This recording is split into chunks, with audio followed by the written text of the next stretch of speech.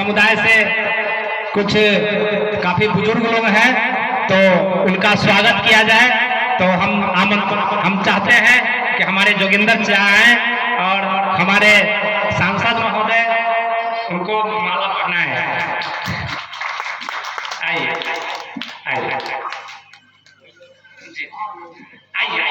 आइए आइए, जोरदार तालियों से स्वागत होना चाहिए। देखिए, सच्ची अंबेडकर जी के प्रति और सच्ची अगर श्रद्धांजलि चाहते हैं, सच्चा सम्मान चाहते हैं, तो जोरदार तालियों से ये जो महादलित परिवार के श्री जोगिंदर बैठा जी हैं और इस कार्यक्रम को में काफी अपना मेहनत भी किए हैं, तो बहुत बहुत धन्यवाद। अब हम विलास चाचा को आमंत्रित करते हैं। विलास बैठा जी आइए, यहाँ पे आइए। विलास चाचा उनको बुलाइए। विलास चाचा जी को हमारे इंजीनियर श्री अखिलेश यादव जी माला पहनाकर इनका स्वागत करेंगे। नहीं, अभी पूरा जवान है, अभी पूरा ऊर्जा है। चलिए जोरदार तालियों से स्वागत करिए। हाँ आइए, जियालाल सदा जी आइए। जियालाल सदा जी को हाँ श्री अर्जुन जी सांसद महोदय माला पहनाकर स्वागत करेंगे।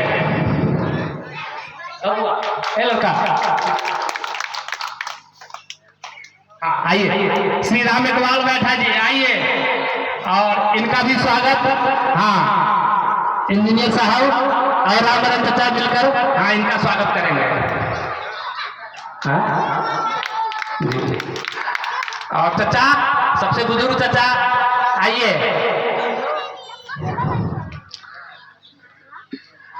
चलिए, यहाँ पे पूरे प्रोग्राम में इस उम्र में भी बड़ी तन्मयता के साथ यहाँ पे सुन रहे थे, इनका भी माला पहनाकर रामचंद्र। चलिए चलिए, बहुत बहुत धन्यवाद। तो अब हम आमंत्रित करते हैं आदरणीय पूर्व सांसद श्री अर्जुन राय जी को। आइए।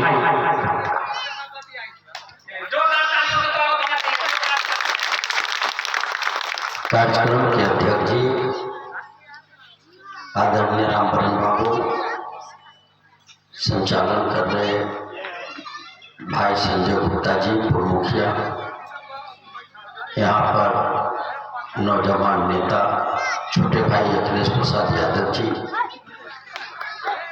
इस इलाके के जन जन के नेता, शोषित पीड़ितों की आवाज भाई रविंदर मंडल जी, भाई मृत्युंजय ठाकुर जी, दीपक कुमार जी,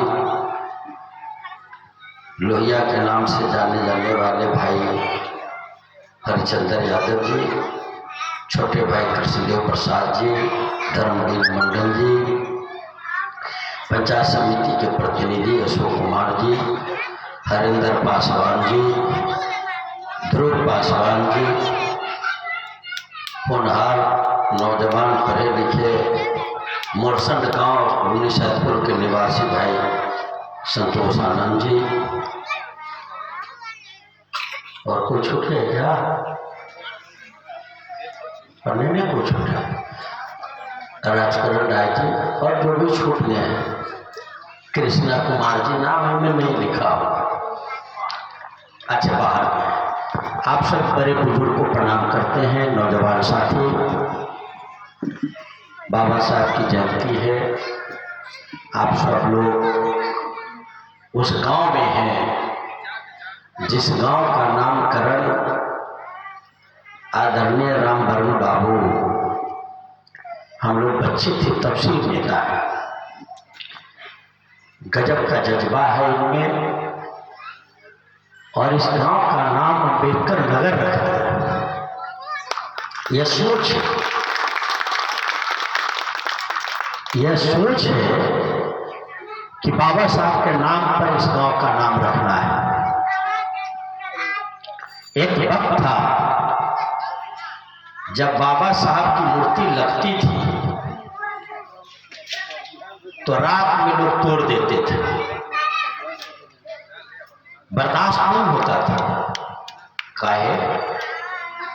इसलिए बर्दाश्त नहीं होता था कि वो समाज की अंतिम पंक्ति के व्यक्ति थे, महार जाति के थे। महार का मतलब यहाँ के समय में भी राम पासवान माझी बैठा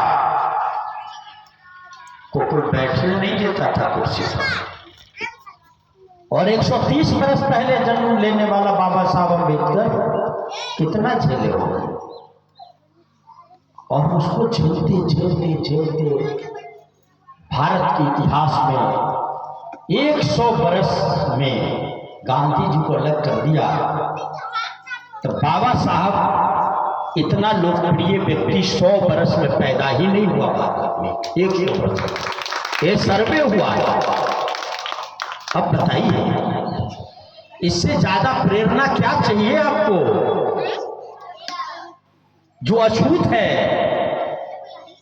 सड़क पर चलने की जिसको परमिशन नहीं था, घड़ा में पानी पीने, कुआं में पानी निकालने और पीने का जिसको अधिकार नहीं था, वो व्यक्ति अपमान झेलकर, तिरस्कार झेलकर, डंडा लाठी खा करके एक काम किया, पढ़ा। बाबा साहब ने एक काम किया खुद के लिए, इतनी पढ़ाई की, इतना ज्ञान अर्जित किया कि भारत में कोई दूसरा व्यक्ति नहीं था उस समय जब देश में संविधान बनना था। तो दुनिया के 100 देश के संविधान को कोई एक व्यक्ति भारत में पढ़ सकता था तो बाबा साहब अम्बेडकर थे, दूसरा कोई नहीं। इनको यूं नहीं बना दिया संविधान प्रारूप समिति के अध्यक्ष, इनको भी हरा दिया महाराष्ट्र संविधान सभा के लिए चुनाव हुआ था। लाया कौन? आज संविधान बाबा साहब लिखे, कुर्सी पर आप बैठे हम भाषण दे रहे हैं, रविंद्र मंडल जिला परिषद बन रहा है, संजय गुप्ता पैक्स में जीत रहे हैं। ये तो अधिकार बाबा साहब ने दिया आपको, कैसे बन गए? पहले अधिकार कहा था? नहीं, आप खड़े नहीं हो सकते। तो बाबा साहब को जब इस संविधान सभा का चुनाव हुआ तो महाराष्ट्र से लड़े उसके सदस्य के लिए इनको हरा दिया। तथाकथित ब्राह्मणवादी व्यवस्था ने, सामंती ने, मनुवादियों ने, मुस्लिम लीग बंगाल से इनको बाद में जिता करके भेजा।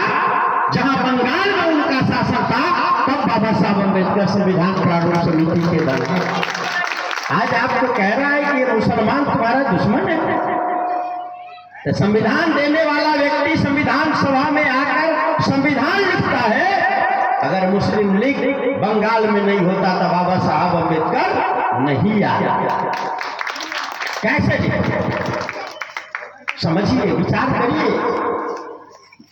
आज पूरे देश से मिट्टी उठा करके अयोध्या ले जा, भगवान राम आए।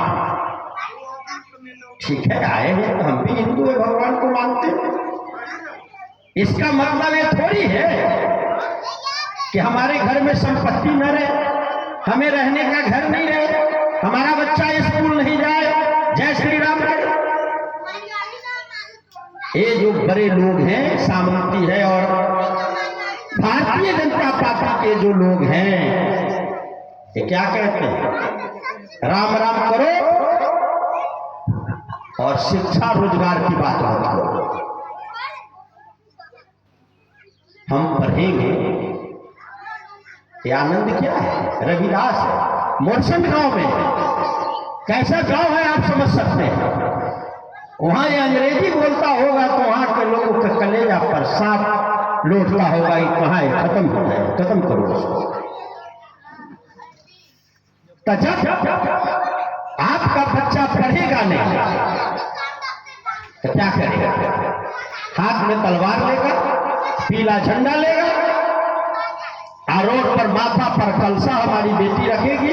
हजारों के तादाद में, आज भी सुबह में मैं पटना था, गया था मैं मिलने, श्री तेजस्वी यादव जी का आया था कि 9 बजे सुबह आइए।